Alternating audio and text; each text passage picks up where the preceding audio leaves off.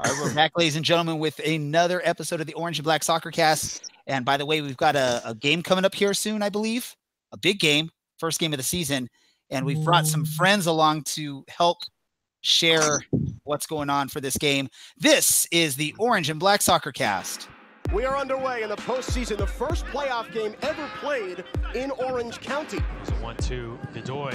He's found a great ball into Voltson. Plenty of time. He smashes it home and doubles the visitors' lead. Thomas Zena Voltson. Now Segber sprinting forward on the counterattack. A little handsy there, crosses it. Pineda, the extra pass. Seaton finishes. It rolls down to his left and burying aside. Well taken care of by the Orange County keeper. We'll leave it for Aiden Quinn. He'll strike towards goal, and it's gone in! An equalizer and a winner in second half stoppage time for Orange County off the left boot of Aiden Quinn. This is the Orange and Black SoccerCast, the only podcast dedicated to Orange County Soccer Club, its fans, and supporters. Follow us on Twitter at OCSC_SoccerCast and on Facebook at Orange and Black SoccerCast. How's it going, Orange County? Welcome to another episode of the Orange and Black SoccerCast, the first and only podcast dedicated to Orange County Soccer Club, its fans and supporters. I am your host, Ray Zamora, and I am with you each and every episode as we talk all things Orange County Soccer Club. And joining me as he does each and every episode, my trusty sidekick, we've got Dylan from County Line Coalition. Dylan, how are you doing?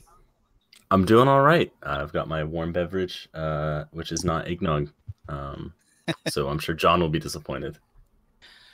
Oh, yes, I'm sure he will be, or maybe he'll be a little sad because he wants to hear you or bumble around with some eggnog again. But yeah, but before we get to John, we have one other returning guest that is on our side of the fan base, and we've got Cameron. Cameron, welcome back to the Orange and Black SoccerCast. It's glad to be back, Ray. I had to make my appearance before the season started. Got my mate in hand. Had to make it just in time. And yeah, I'm looking forward to having an amazing discussion with you guys and as well as Reno. So what is this thing you're drinking right there? It's called mate. I've never heard of it. Cameron is my favorite person now on the podcast. It's so rare to meet other people who drink mate. It's a European thing, man. It's Argentinian. Okay. So a friend of mine who's from Argentina, she wanted to borrow a few books from me. So I was thinking of what I can get in return. So I was thinking, I need to try some mate. I'm like, do you have any mate gourds and bombillas? And you have like extra mate to spare? She's like, yeah. I'm like, all right, I got it. All right. Well, we've already gone to like the random stuff here, huh? Oh yeah. It's the good stuff. And for those of you listening on the podcast, or if you're watching on our live stream, there was a voice that popped in there really quick. It's a voice you probably recognize. It's a face you probably recognize. We've got John Macaluso from 1868 Weekly. John, welcome back to the Orange and Black SoccerCast. Guys, thank you so much for having me back. It's always a pleasure coming on. And now that we've introduced mate to the equation, we've got mate, we've got eggnog, we've got soccer. What more do we want out of life? Shaved heads? For Dylan, absolutely, yes. So all for my hairline, boys.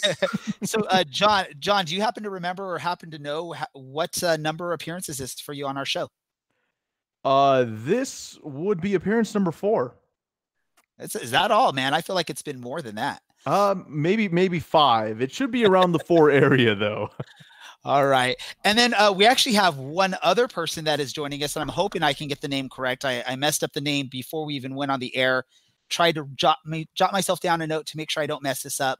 It's another person from Reno and 1868 Weekly, and that's Brad. Brad, welcome to the Orange and Black SoccerCast. Thanks for having me on this week. Yeah, no problem. John's been such a great friend of the show. We figure if we have, more members of the Reno fan base that at least are pretty cool. We can bring you on and discuss some great soccer, especially with a great match coming up here in what now, less than 4 days? 4 days. Yeah, 4 Wow. days. That's coming up upon us real quick. And I don't have any special drinks to share. I got water. The amazing the amazing thing is I don't even have any drinks down here. So by the end of this podcast, you're going to hear me like needing something for my throat as I usually have something to drink while we're talking here.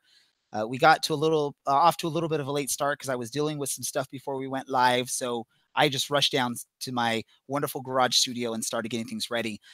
So hopefully my voice lasts for an hour without cracking or whatever, without the liquid refreshments that I have here. So the big thing we're going to be talking about here, of course, is the upcoming match, as Orange County Soccer Club will be traveling up northeast-ish or whatever to Reno to face those guys from Reno that apparently John and Brad seem a little bit confident in what they can do. And I'm loving Cameron's view of whatever he's doing right now on the counter there. Open up his bottle there. Awesome job, Cameron. You gotta get the hot water in. So let's get into what we got going on here, because this is a really big match. I know Dylan and I were on the 1868 Weekly. If you didn't get a chance to listen to that just dropped a couple days ago, go check it out. But let's get into this match here, and I'm going to start off with Dylan. Dylan, what should we expect out of Orange County in this match? I think the biggest thing to expect is actually a strong offense off the bat. We brought back a good core group of guys, and most of those were attackers, especially with Darwin Jones and Michael Seaton. We've seen pretty much throughout the preseason that they've linked up really well, and I would expect that to continue. And then for Cameron, you've been on the show before, so our fans have heard from you your thoughts on this team.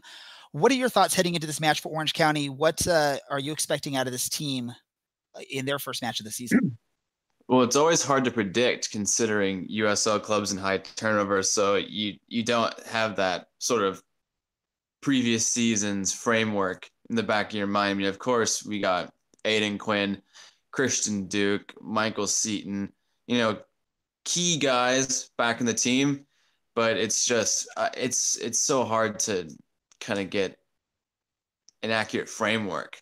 And so I'm kind of approaching the game with just, we were on the top of the conference last season. Let's hope we can put in a top of the conference performance in the first game. So, and Reno's always been tough. So we're in for a good match.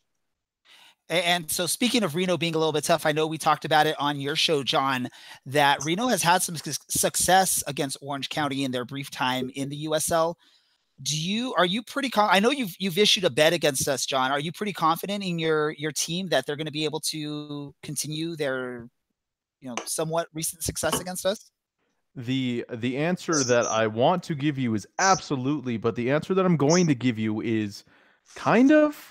The reason I'm confident in Reno is because I trust, obviously, the coach Ian Russell. He's a great coach, and we have a lot of returning players, especially in the defense and in attack. And I feel confident in Reno, but the thing that kind of has me a little sketched out is the fact that Reno has yet to win a season opener. The first season we lost to, I believe it was Orange County. Somebody threw it in the comments of the podcast, and then the second one was some team that I can't remember. But I mean, the good thing is that both years Reno 1868 made the playoffs, and I still feel confident. If we lose, I will be very disappointed, especially with the ugly colors that my logo will become and Brad's poor bald head. So, I mean, we have our bets. We have our original bet that was issued prior to our last episode. So for those of you that listen to our podcast on a weekly basis, you know that bet. If you didn't get to hear our last episode, basically what happened is John threw out the challenge and basically bet us the winning team. I guess the losing side, their podcast has to switch over their logo colors to the winning team side. So in all fairness here, it seems like the Reno 1868 logo will be in orange and black and some whites. and it'll look pretty at least for a week there. I know Dylan will probably harp on me for being super confident, because when we were super confident last season, things didn't always go so well. But I'm saying it's 2019. It's our year to be a little confident. Brad, you're new to our podcast. Share with us your thoughts. What are you expecting out of this match? And are you as somewhat confident, I guess, as John with the chances this weekend? Well, unlike John, I was willing to risk my scalp, the possibility of losing all of my hair or most of it. So my kind of thoughts about the whole matchup are, Reno 1868, our front lineup, our starting lineup remains relatively unchanged from last year. And kind of the key to this game is to see how much of that chemistry that was built in the mid to late season last year remains. And the majority of our lineup differences were made on the back end of our roster, also, like our substitutes. And just seeing how those guys kind of fit in with the signing of Corey Herzog and re-signing Will Seymour, who came to the team last year. These are guys that are going to bolster the attack of Reno. So seeing how some of our pieces from last year come back and work together again is going to be interesting. So, I'm not too familiar with what pieces you guys bring back. I know that you guys have a pretty strong midfield that we should be afraid of up here in Reno. And I guess our key to this game is going to be, how does our defense stack up from last year? So really quick before we go any further, because there may be some people that are wondering what you're talking about as far as your scalp or your hair there. When we were on with the guys from 1868 Weekly on their podcast, Dylan threw out an additional challenge to the guys over there, basically saying that their bet was a little weak, I guess, and that there should be more on the line. And he basically offered up his head of hair against one of the members of the 1868 Weekly podcast. And I believe Brad was the one that volunteered. I believe it was, to quote Brad, reluctantly. Timidly. Timidly, same thing probably, right? Timidly accepting that bet. Dylan, how confident are you that you're still going to have a head of hair after this match? There's still a lot of questions about how confident I guess I am, and how confident I am in our defense. So I'd say I'm pretty timid, timidly excited about keeping my head of hair, if I could reference and take Brad's words. But so I don't know. I'll be happy either way, because I've had nothing but fun on their podcast and with John on ours. And additionally, whatever, my hair will grow back. Pardon the sirens outside. Apparently, someone's house is on fire nearby. It wouldn't be an episode of our podcast without hearing either some sirens or some jets flying overhead at Dylan's house. So that's sort of a given on these episodes here. Or cats, which have now featured as often as John has. You're being compared to cats, John. You've made it to the big time. Let me do this, Cameron. Would you be willing to take that similar type of bet that Dylan did, as far as offering your head of hair for for a victory, I guess, for Orange County? Are you confident enough that Orange County would win that you'd be willing to bet your hair? I'm not a gambling guy. I'm gonna keep my head. I'm gonna keep my head of hair on this one. I don't know. I'm not as confident going in this weekend, although if history tells us something, that we beat Reno 2 seasons ago in the season opener. So, there's history on our side, but I'm keeping my hair. I'm keeping it. Well, let's just say this too. I feel like I have a few non-negotiables in my life, and one of them is the preservation of my mop, my barn. Well, don't feel too bad, because I think John also sort of similarly decided not to offer up his hair. I think he explained it on his podcast. It's one of those things where, what was it, John? If you want to share with our listeners, it's a little embarrassing, right? But no. So I've been with my girlfriend for about 5 years. And she goes way out of her way to look good for me. So it would be wrong of me just to shave off my hair and without consulting with her first. I mean, I was down for it if she said yes, but the chances of her saying yes, pretty slim. Have you asked, John? Have you currently asked? I may or may not have said that Brad was going to do it. So So he just I gave it to Brad. scapegoated with Brad. Peer I pressure. was all like, "Yeah, Brad volunteered, so no big deal, right?"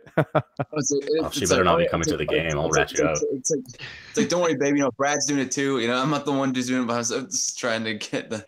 I think me personally, if Dylan wanted me to shave my beard, absolutely not, because if I shave my beard, I look like I'm 16. Not okay. Not okay. Well, your face So- would get too cold up there in Reno too. Oh, no doubt. I don't know how Brad goes about life without a beard. It's just crazy. It's blasphemy almost. If you could see what I have growing right now, I don't know if I'd call it a beard, if not individual whiskers, like thousands of them on my face. But you'll see it next week. But just imagine that picture of me kind of with a little bit of fuzz, and it's orange, and it's a little bit of my brown hair color. Yeah, so it's kind of like your guys' logo, orange and black. It's It like doesn't belong on my face, and yet here it currently is sitting on my face. It's like Sidney Crosby peak 2009 Stanley Cup playoffs. I would need to look that up to confirm. That's disgusting. and I will be honest too, is I was not willing to give up my head of hair either, because what little hair I have left, I knew probably, if anything, only half of it would grow back. Absolutely. So I wasn't gonna even ask my wife, because I already know the answer is no, and of course I don't want to lose my hair to begin with. I would just look weird. I have this big, weird, ugly shaped head. So, John or Brad, whoever wants to jump on this, what is the biggest strength for Reno heading into this match? Brad, go ahead, bud. All right. I guess I'm going to go with two biggest success stories for Reno. So first of all, our goaltending situation, we are spoiled. We have two goaltenders that will likely be on loan with Reno from San Jose. And those two goaltenders are Matt Bersano and JT Marcinkowski. And those guys both featured in all of our games last season and were phenomenal in net. It was almost being spoiled with two goaltenders that both were high quality, both could get a roster spot on the back end of any MLS team, and yet we're stuck in Reno. So, kind of feel bad for them type thing. The other thing is we are returning our organization's leading scorer from last year, Brian Brown. And he's a guy that knows how to put the ball in the back of the net. I know he hasn't been super active. I think he had one or two in preseason, but this is a guy that came off a year with like 17 goals last season, who knows how to score, and he was in good form late last season. So I'm looking forward to seeing him back in regular season action too. And then, so I will pose the next question then, I guess, to John. John, what is the biggest weakness, or what are you, I guess, most scared of heading into this opening match against Orange County for Reno? I would have to say not exactly knowing who's going to start. And I think like the best way to put this is that last year, when I first kind of started really covering the team, the issue that came up a lot was that San Jose was sending down players the night before. And so Ian had to really quickly change his lineup. And a lot of these guys, well, a lot of the guys last year, it might be a little bit different this year since we have so many returning players. But last year, they just didn't have the chemistry yet. We didn't start pulling out wins until a month or 2 months into the season. And so the chemistry and who's coming down from San Jose is something that I'm a little bit worried about. But I mean, other than that, I feel pretty confident, especially with, what Brad was saying about our goalies. I think all of Matt Bersano and Marcinkowski are MLS caliber goalies. Marcinkowski played with the Quakes for a good portion of the end of last year. And yeah, I mean, yeah, my biggest worry isn't what's on the field. It's just the chemistry, I don't know if that makes sense, but yeah, that's the best way I could put it. I want to echo John real quickly on that. Both of our previous seasons in our club's existence, we've never really gotten out of the gates to a good start. We've always dropped our season opener and kind of looks silly for the first 5-6 weeks of every season before immediately going on 15 win streaks and jumping up the rankings to playoff contention and never really surrendering it from there.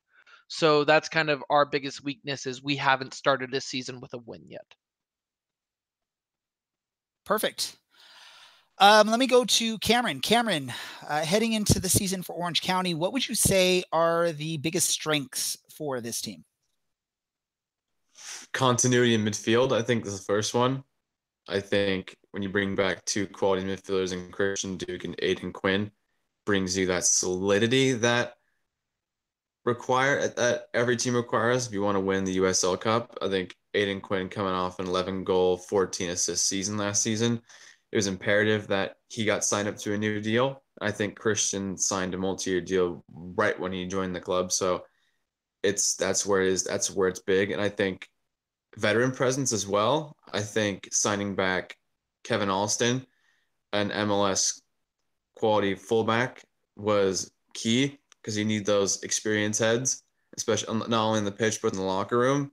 And other than that, that's probably where I see it. And of course, Michael Seaton coming back too. But, having consistent goal scoring options is the issue. But having a midfield and having veterans like Austin coming back, I think, are key. And then I guess going to you, Dylan, is there anything that worries you heading into this season for Orange County? What's your biggest concern for this roster, this team, in their quest for an even stronger season? I think the biggest glaring issue is currently that we have a 16-year-old goalkeeper who will be 17, 2.5 weeks into the season, and also that we currently only have one contracted center back. I know that we've been trialing I think 3 or 4, and one of them is a former Lights player. But he's about 5'9", so we do need another physical presence in the back, but one that's a little bit more mobile than Walker Hume, and definitely another goalkeeper. Now there's, as we said earlier, there's 4 days before the game in Reno, so I expect that someone's going to be announced and someone's going to be signed, and then even in the next couple of weeks, we'll probably see a few of those fringe MLS players get loaned down, hopefully for the season, for, like what Cameron said, to develop some continuity. At this point, I really wouldn't be surprised if Alex Cronali came back. It was pretty clear that the coaching staff had a lot of faith in him last year, even towards the end of the season when he wasn't particularly playing well. But if he's not in Columbus's first team plans, which it doesn't look like he is at the moment, then why not get him back? That's a salary we don't have to pay, and a quality player that we don't have to pay as well. Well, when you look at Alex Cronali, him and Walker Hume, they had a little bit of chemistry throughout the season last year, on the moments or the opportunities they had to play with each other. So I think definitely when you look at, Cronali as an option, it's a known entity for Orange County. It's not like bringing in someone that has never played in the system, has never played for Coach Braden Cloutier, or, is just totally new to everything. So you could do a lot worse than Alex Cronali. I know he's not the biggest fan favorite for a lot of Orange County fans. But I guess the thing to say would be he's better than whatever other options the team currently has. So I'd be all for him coming back. Yeah, I mean, ideally, I would like Thomas Yule Nielsen to return, but that's obviously not going to happen. And a couple of days ago, he joined another Superliga team. I'm not even going to try and pronounce the name because there's just too much going on there. But come on, Dylan, at least try it.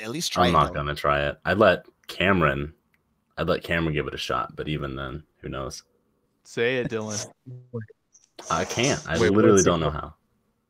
Wait, what team we talk? Is it in Denmark or? Yeah, Superliga. Yeah. Stick it in the comments. See what we could do here. We'll do. See in the comments, and we'll. Hold on. Let me see if that's not right. Oh, okay. Let me try and find that out really quick. Let me ask this really quick for Cameron. Is there any concerns that Orange County fans should have with their current goalkeeping options? Well, I mean, of course, because Andre Rawls was so good last season, but now he's on the Rapids, and who knows what the situation becomes of him. But I think you have a goalie in Casey Byers who, let's bless his heart, probably will never see the field for Orange County in a consistent level. He's kind of one of those guys to have, but, as Dylan said, we have a 17-year-old goalkeeper, do we throw him to the Wolves, or do we wait for all the, fringe MLS players to come down and snap one up? But I think a goalie is only as good as his back four. And I think that once we get the back four sorted out, I think that a goalkeeper will have a much easier time. But that's why I'm saying just I'm not predicting anything with this Orange County team the first game of the season, because it's hard to predict, especially with you have a lot of turnover with players and stuff like that. So it's in terms of goalkeepers, I'm thinking that they might go to the fringe MLS players again, but I'm not too confident in that situation. All right, so really quick, I know the guys that are listening to this, they can't really see what I'm putting up on the screen for our people, at least that are potentially watching us or listening to us on YouTube. But I don't know if anyone's found the name of the team yet. If not, I'm going to try and post it here. Dylan post. It's like, oh, you did, Dylan? Yeah. It's like Sunderski. Is that how is that O pronounced? My guess is Sonderski. Well, it's like Sunderski. Sunderski. Now, let me see. Hold on really quick. I'm going to pull up the full name really quick, and I'm going to try and put it in the chat. I actually have the team logo for this team, and I'm not even thinking I can pronounce it, but I'm going to attempt it. I think we're all going to get a chance here to attempt it really quick. Let me throw this on the chat really quick. People are going to be able to see the things we're chatting, but here is the name of that team, at least per Wikipedia. I don't know if it went through or not. Did you guys get to see that? Yeah. Okay. So we're gonna go one by one. I'm gonna let everyone make their best attempt at it. I know, Cameron, you just tried to, but I'm gonna have you do it again. I'm gonna start with our guests, because we always want to let our guests go first. I'm cheating. So let's go with John. John, let me hear you try and pronounce the name of this team. All right. So I'm gonna go with Sunderski. Sunderhisk. That's it. And then Elite Sport. All right, let's go to Brad. Brad, what are your thoughts on this? I cheated. I used Google Translate. If you use Google Translate, then you should. I know. I think I'm disqualified. Yes, cheater. Right. By rights, someone should get a razor with 0 and just shave his head off because of it. Oh. Dylan, let's hear your best attempt at this. I'm going with Sonduriski. All right. And then I guess, Cameron, let's get your final attempt at this. Sundurisk. Elite Sport. So if anyone's Danish and is listening, please let us know. I'm not going to bother Thomas Nielsen with this because he's got more important things to do. I guess I have to try it because you guys have all tried it. So I'm going to go with it. Sonderjiski. I don't know. And then J is definitely not pronounced. Hey, you know what? It is what it is. And then it's interesting because on the logo, they do have the Elite Sport, but the E is like red for some reason. So I don't know if it's supposed to be E Light Sport or if it is actually Elite Sport or how that works out. Light Sport. Yeah, something. Was this like a minor league esports team? Maybe that is exactly what it is. Talk about esports. Life of soccer. Do really? Play FIFA esport? Hey, John or Brad, do you guys have an esports team up there? UNR, yes. I actually used to be a coach for the League of Legends team up here. I know, that's the nerdiest thing I could possibly say in that exact moment. Oh man, that's brutal.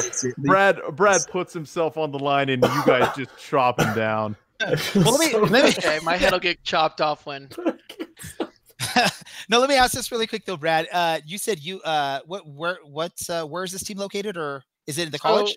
It is the University of Nevada. We do have an esports program up here. It's not necessarily as full-fledged as a lot of esports teams are, because I know like UC Irvine does scholarships, which is like a big deal. Yeah, so that's actually the school that I work in. That was the reason why I was going to sort of ask that, because yeah, we do definitely have a big esports team there, and they do offer scholarships for players. So any of you that are potentially listening from the Nevada area, if you want to come to a real school that has a real esports program, come on down to UC Irvine, and forget all that University of Nevada Wolfpack stuff. You could be an anteater. We just have one of the best basketball teams in the country. No big deal. They currently are playing too. No big deal. UC Irvine finished first in the Big West. I mean, I know it's not a major conference, but it's something, right? No. Let's get to this, because we're already started to go random with this episode, which like we always do. But we need to get into some game predictions for this match. And I know we did this on your show, John. I don't know if your thoughts have changed at all, but regardless, we're going to do it for our listeners, especially the ones that didn't get a chance to listen on your show. So we're going to start. Let's start off this time. I know I went with you first with the pronunciation of that team. So I'm going to go to Brad first. Brad, can you give our listeners your prediction for this upcoming match? Ooh, okay. So on the 1868 weekly podcast, I said it was going to be, I believe it was a 3-1 win for 1868, with myself saying that Brian Brown, Danny Musovsky, and who was the third person? Either Raul Mendiola or Lindo Mafeka. No, sorry, Seth Kasipli scoring the third goal. But I'm going to have to stay with that. I'm confident in this team. I think that returning a lot of those same players is going to be beneficiary, not necessarily going to continue our trend of going and starting terribly. And what about you, John? Yeah, I think Reno finally bucks the trend and walks out of Greater Nevada with a win. And I think it'll be 2-1. And I just have a gut feeling that Danny Musovsky is gonna really show up, score 2 of those goals. It's his first regular season back in a very long time. So, all right, and then let's head over to Cameron. Cameron, what are your thoughts on this? How do you think this match is going to go score-wise? And is there any players that you think are going to shine for either team? All right, so this, again, pretty difficult to assess how Orange County is going to do, considering, the chopping and changing of lineups. I mean, I feel like it's going to be a tepid game. I think that, both teams are going to try to find each other out. It's the first game of the season. No one wants to lose. I think it could be 1-1. I think it'll be a draw. I think we'll take a point on the road. Players to watch out for. As much on the Orange County side, you always look at Aiden Quinn to make some magic in midfield, being able to spray the play and be able to, contribute offensively in the final third. I think he's my standout player. Apart from that, yeah, I'd probably say 1-1. And player to look out for is USL Team of the Season midfielder Aiden Quinn. Perfect. And then Dylan, let's go to you. What are your predictions for this match? My prediction hasn't changed since Sunday. And from the 1868 weekly podcast, it's still 2-1 Orange County. And I'm expecting Darwin Jones to be a pretty big key for Orange County. I think one of the bigger questions might rely on, or might be, who starts at left wing. Will it be Harry Forrester or will it be Jerry Van Wolfgang? I would imagine it's going to be Jerry Van Wolfgang because he's been fit and was fit in preseason.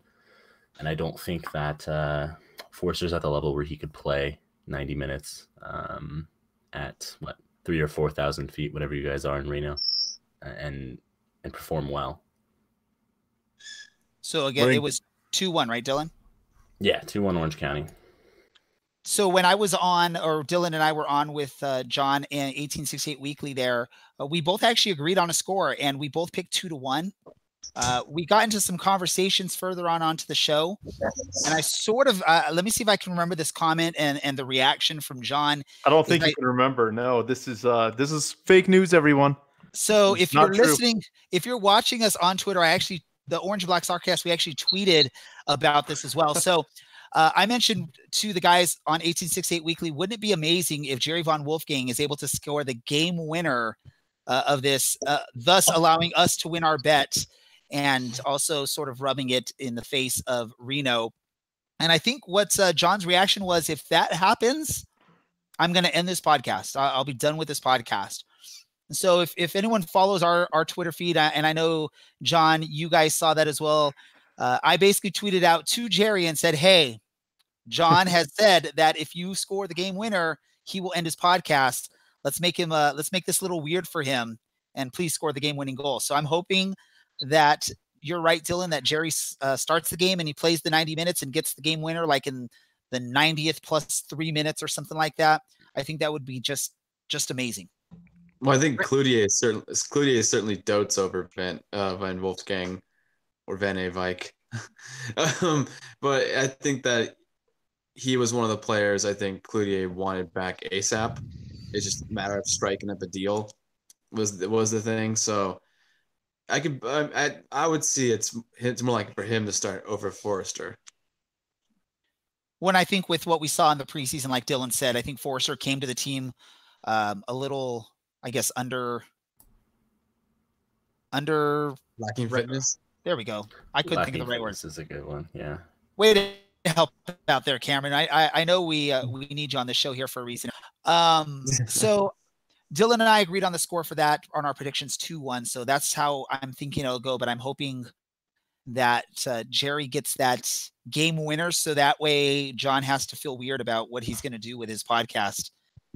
We might let him still keep it, even if that happens, but he might have to do something in return. It's a good thing that your logo will be looking blue then. This will be a non-issue, everybody. This will be a non-issue. Dylan will be bald. I think with Dylan, it's even better because Dylan has some solid hair. So kiss it all goodbye, Dylan. Kiss it all goodbye. I'm ready. It's not the first time in my life. I feel like there's going to be like wholesale changes if Reno wins. Like Dylan shaved head, logo looks like Cal State Fullerton. You know, it's a giant shakeup. Like I feel like there's a lot at stake, and I feel just, you know, some people's careers are going to end. Well, you know, I'm not in this business because I'm the good-looking face on the podcast. You know, that's why there's no video. I'm just here. Dylan is scared of video. Dylan is scared of getting a video and putting his face on this podcast. But check out the Orange and Black's response to my challenge on Twitter. Because Dylan looks like I definitely should have drank before we did that. You look terrified. You probably should have drank more. No, Dylan's face has become the Momo challenge. Oh no. Oh, so okay, let's move on here. We gave our picks for what we think. The match was one of the options for the USL pick'em for these matches for the opening week. So for that, there were 5 picks. So Nicholas Murray, Mike Watts, John Arlia, Devin Kerr, and the USL show, part of BGN Network or BGN Network, BGN.FM, BGN Network too, I guess you could say that. They all went and picked their thoughts for this match. The interesting part for our bet is they all picked a winner. That none of them picked that this game would end in a draw. John and Brad will probably be happy to hear that 3 of the 5 picked Reno. And those 3 were Nicholas Murray, John Arlia, and Devin Kerr, with Mike Watts and our friends from the USL show picking Orange County.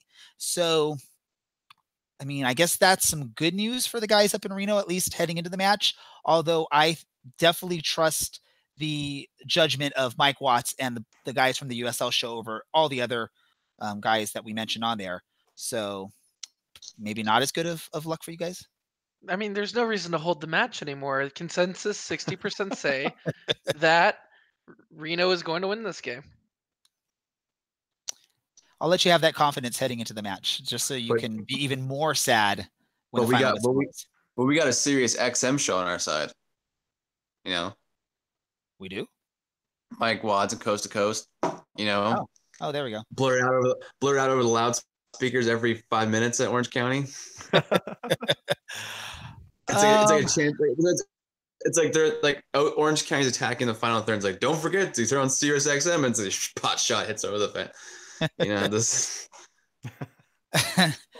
Let's do this. There was actually some other stuff I was looking at. Let me pull up. I got to go into social media here just to find some information because I think that's where I saw it.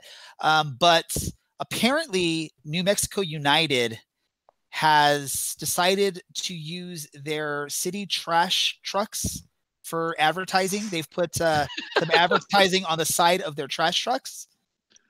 And one of the guys that's a fan of the show, Andy, he basically tweeted out, I'm not getting the quote right, but he basically said something like, "You're making it too easy, guys."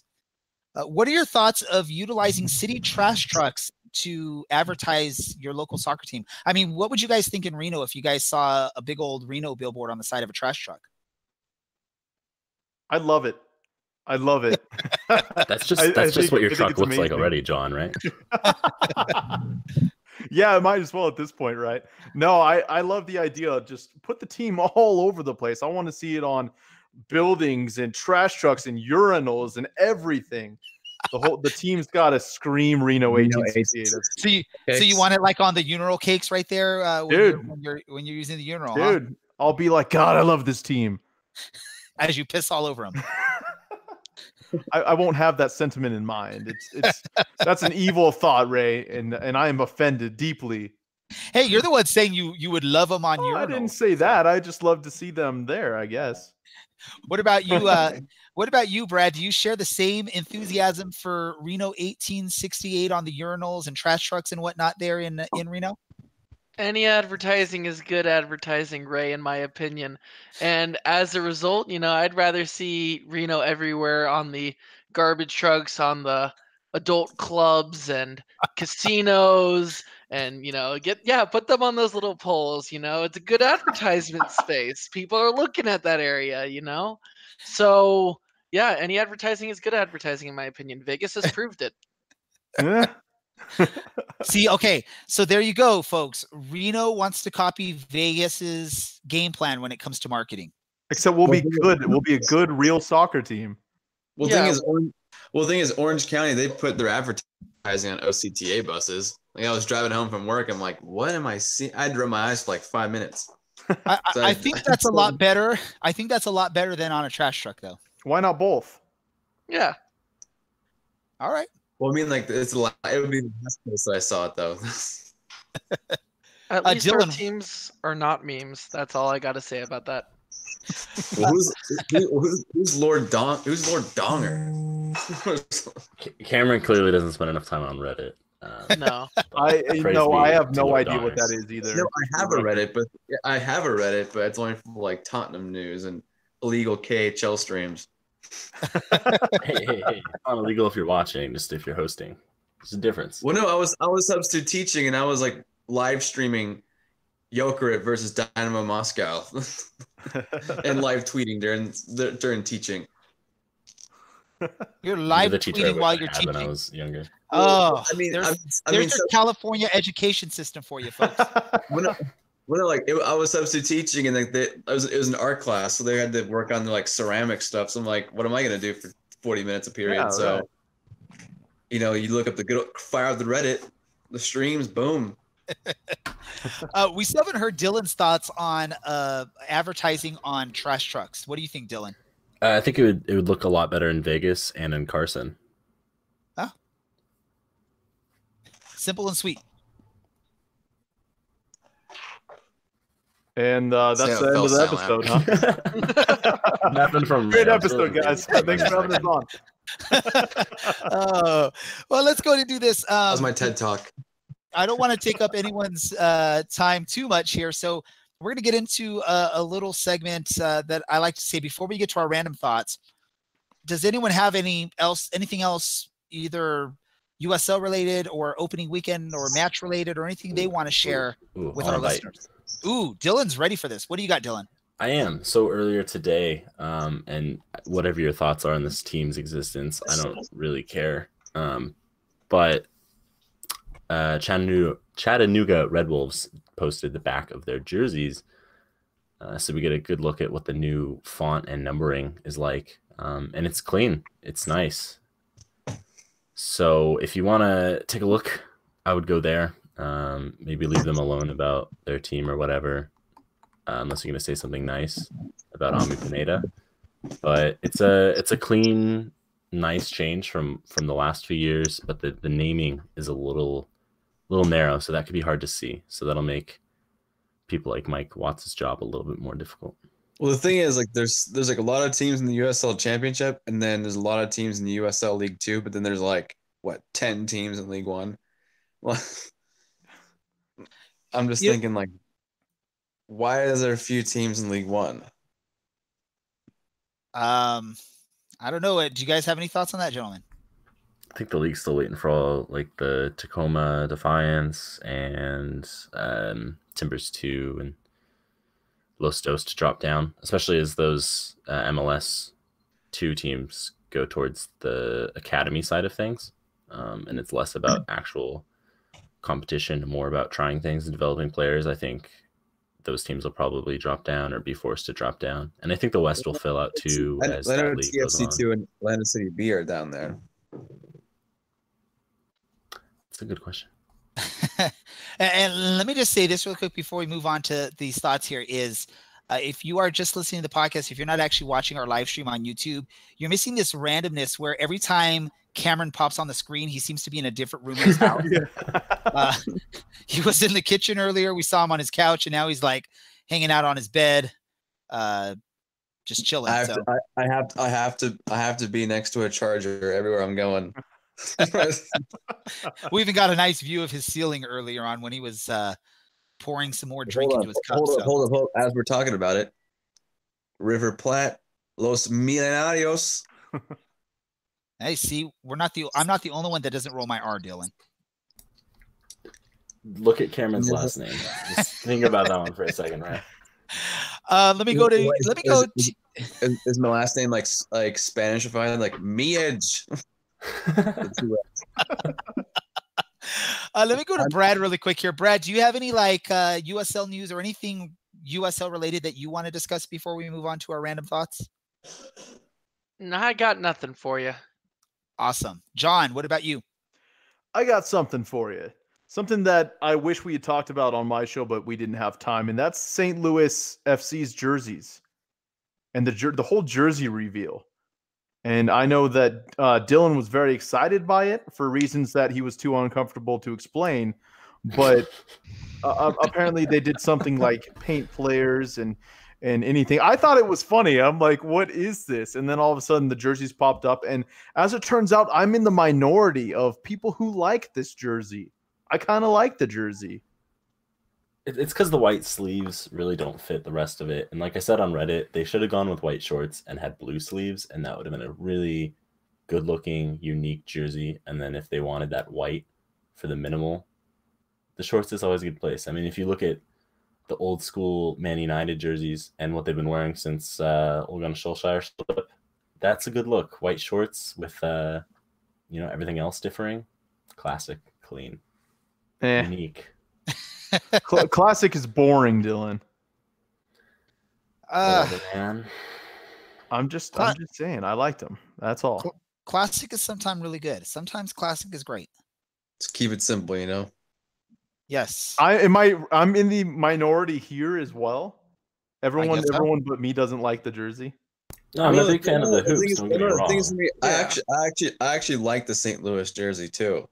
Like I'm siding with John right now. Yes. It's a solid jersey. What other ridiculous kit reveals did USL teams put up? Vegas was bad. They did the body paint thing. Yeah. Vegas is always bad. Yeah, that's true. Wait, did they reveal a new jersey? I don't know, but like I'm trying to think of just what jersey reveal did I see that was ridiculous. I mean, Nashville's MLS stuff was pretty bad. Like everyone looks very forced, not happy. Kind of similar with the Bold. That's a pretty bad jersey, and Diego Strepo looks like he does not know what's happening in those photos. So, whatever. Well, the thing is, like, I've always been like, I've been following Ford Madison, the League One team in Wisconsin. That's like John's favorite team. They are 1868 Weekly's official League One team, yes. Because everyone has to have an official League One team. Yeah, we had one of their social media guys on our podcast a few weeks back talking about everybody's favorite crests in the league. Mm-hmm. Well, I like the way they explained their crest. I think it was like months ago. They had like every little thing. Then every little thing they pointed out, and it's like I think it's like I feel like football club. It's like studies abroad for 1 year. I'm like, all right, that's a pretty good one. Well, and ultimately, who doesn't like flamingos, right? I mean, flamingos are just freaking crazy. I like their like mingometer for the snow. Yeah, it's like half mingo, full mingo. I'm all about the flamingo, guys. Full mingo, man. Hashtag full mingo. So let's create like a dance for that or something. Right now we're doing cross promotion. Ford Madison, if you're listening to this, send us some scarves so we can hang them up here. I eventually want to get something up here on this wall. So if any team from the USO wants to send me a scarf, I'll throw it up here. I have no shame on that. I'll represent whoever wants to send me a scarf. Oh, you know what? That reminds me. If one of you guys brings up an OC scarf, I'll trade you. That's what I was going to say the same thing. I was going to say the same thing. Do you want my smoke bomb residue covered one that smells like 2 years of sweat? Because that's totally yours, dude. I think I'll respectfully decline on that one. I don't know. Dylan is like kind of brown, kind of orange on the white. It looks great. Would a signature from Dylan entice you? A signature from Dylan. That makes it worth it right there. Oh yeah, so I could sell it for 10 cents.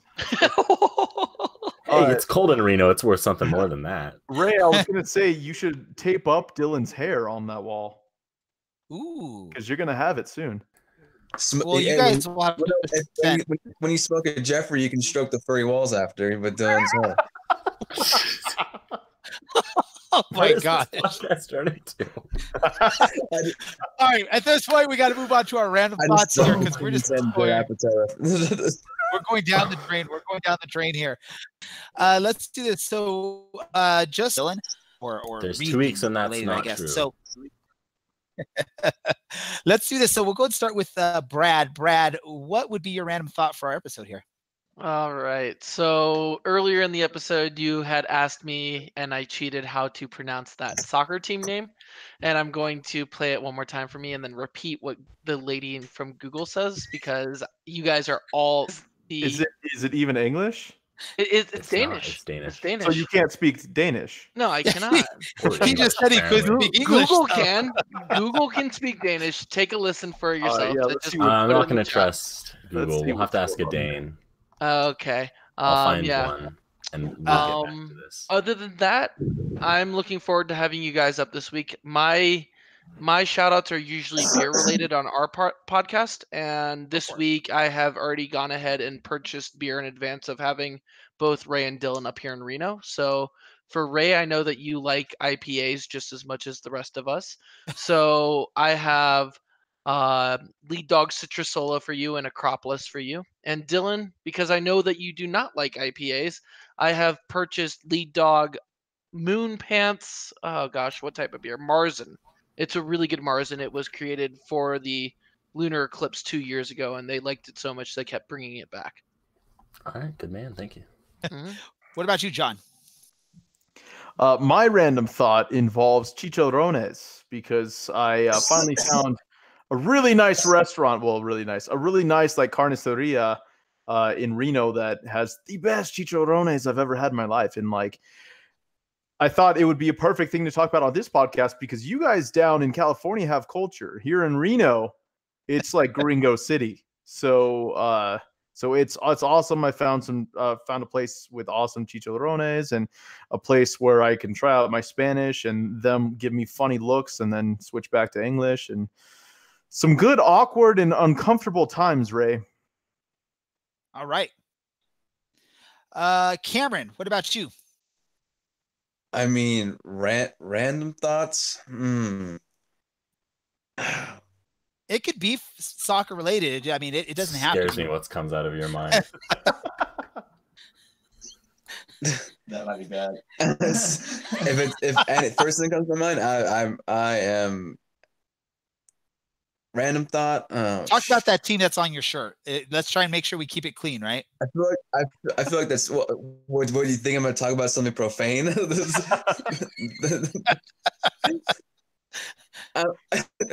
I mean, you know. Let me help you out here, Cameron. How did Tottenham do today? Don't put the thought in my head. I'm trying to think of a random thought. I mean, you know.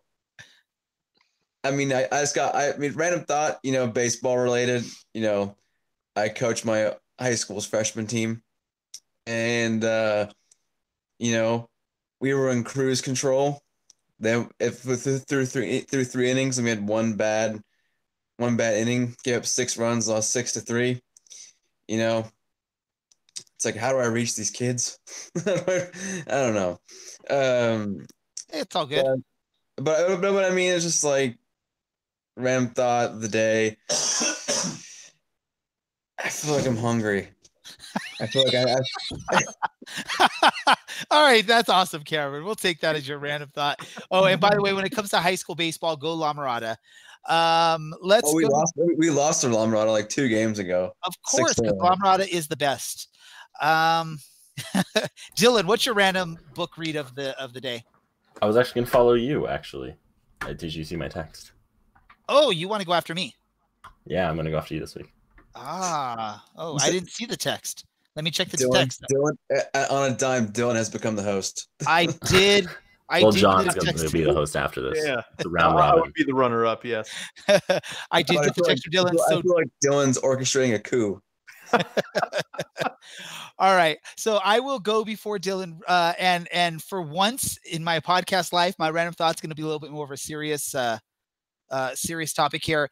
I live in Aliso Viejo, California. For those of you in Southern California that probably have followed the news, you probably have seen something tragic that happened in our area, and that's actually sort of hit me a little bit because it happened at the school that my kids go to in Aliso Viejo. There was apparently a suicide that happened from a young gentleman that I don't know for sure if he goes to the school or not. He doesn't go to my kids' school. My kids are the elementary school. It was from the middle school where this happened. It is a shared campus. So it definitely hit me because it happened this morning right before I was going to take the kids to school. And when I got there to drop them off, there was cops, there was firemen there. And the cops basically said, you can't bring the kids to school this day. School was closed. Come to find out later that there was a student that apparently had, or not a student, I don't know if it was a student, but someone had apparently committed suicide on the campus. So it hits me personally. I know this is a big topic around the country of suicide prevention or getting help when you're, thinking all that stuff. So if you're watching or listening on YouTube, or if you listen back on YouTube, I'm throwing up the information on there on the screen. If you ever feel like you need someone to talk to or anything like that, make sure you check out or call the Suicide Prevention Lifeline. It's 1-800-273-TALK, 1-800-273-8255. My thoughts and prayers go out to the friends and family that are impacted what happened in my community today, and anyone that has ever experienced any of this in their lives. It's not the greatest news to have. I just definitely wanted to share this out and take the opportunity because it was such a big thing that happened where I am. I wanted to just, take this opportunity on our podcast. So again, if you're ever feeling like you need someone to talk to someone. Again, the Suicide Prevention Hotline or Lifeline is there for you as well. So that is my random thought for the day. And I believe now it's time to head over to Dylan. Yeah, my random thought is pretty similar. So 6.7% of American adults have had at least one major depressive episode. And that's 16.2 million people. So that number might not be you, but it is a great deal amount of people. That's a little under half of the state of California. And amongst younger people, amongst adolescents, that number is actually up to 12.8%. So there's a good chance that if you're listening to this podcast, you're probably of a slightly more advanced age, and you probably do have some kids, and there's a huge stigma for kids to not talk about that. And so if you're worried, or if you want to be maybe the best parent you could be, I think it's really important to talk to your kids about that, and let them know that they aren't alone. Well, Which brings me... Oh, go ahead. I think suicide is the biggest killer of men under the age of 45. I think that is a statistic that I found on somewhere on Google, I think. Because I was looking at this topic as well. Yeah. Yeah, it's definitely one of those things that it's sometimes hard to talk about, but being that, you know, this, we do a podcast for you. We normally talk about fun soccer stuff and we joke around a lot, but I just felt it was, you know, our civic duty to just share, you know, this for people that ever feel like this is something that they need, you know, help with or anything like that, especially since it hit hard in my community. And you know, it still gets me a little emotional just thinking about it, even though I didn't know, or I don't know the name of the kid or anything that happened, but it's just something that's scary and that's going on in this country. So I just felt like I wanted to take a little bit of an opportunity to talk about that. Dylan, did you have anything else you were saying on your message there? Oh yeah. So with that, actually, that thought brings me to my literature recommendation for this week, which is a bit longer than what I normally ask people to give a shot. But if you are someone who doesn't know, or maybe isn't aware of someone who has gone through a depressive episode, or is familiar with that line of thinking, there was a young American author named David Foster Wallace who wrote a collection of short stories. Probably the most well-known one would be Good Old Neon, which is about 41 pages long, but goes through his mindset and is well worth the read for that understanding. Thank you very much for that, Dylan.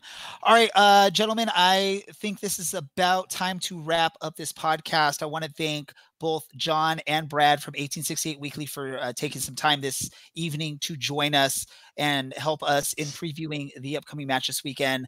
They are from 1868 Weekly, which is part of Beautiful Game Network. We are also part of that network of podcasts that talk about this beautiful game we call soccer.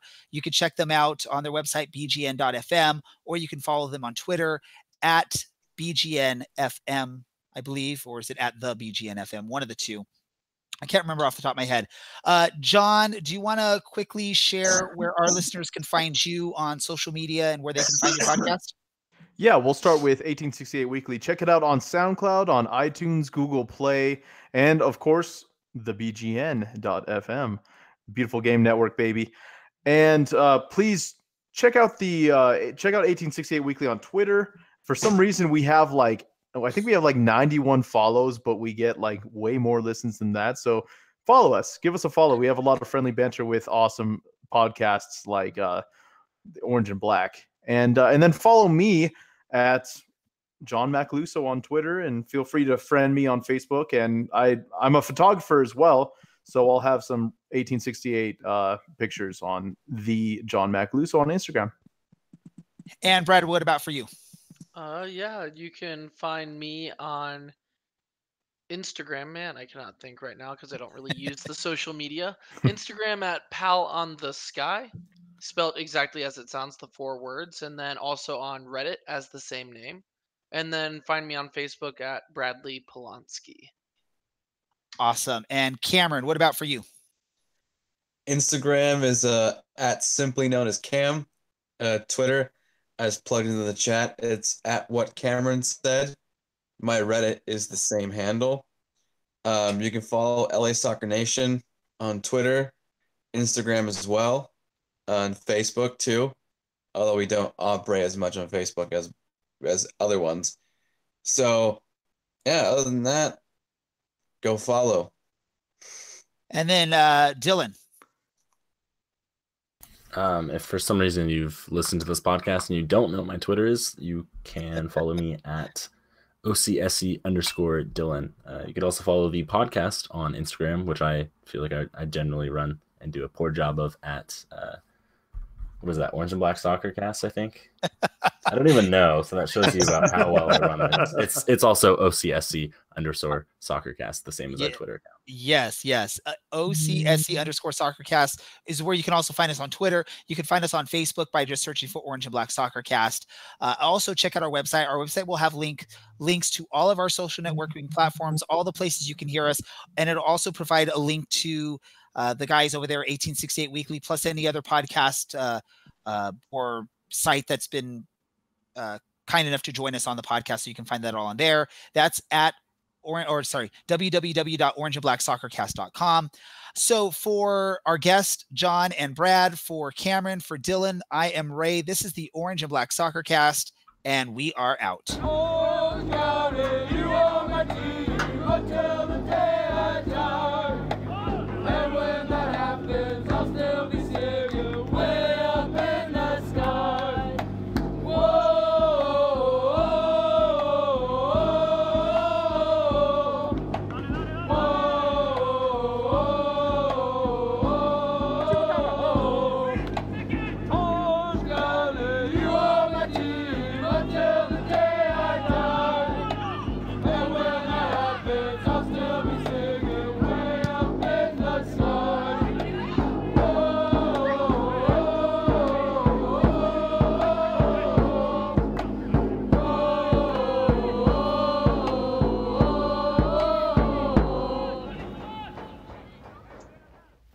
Podcasts are a great way for your business to advertise to target audiences.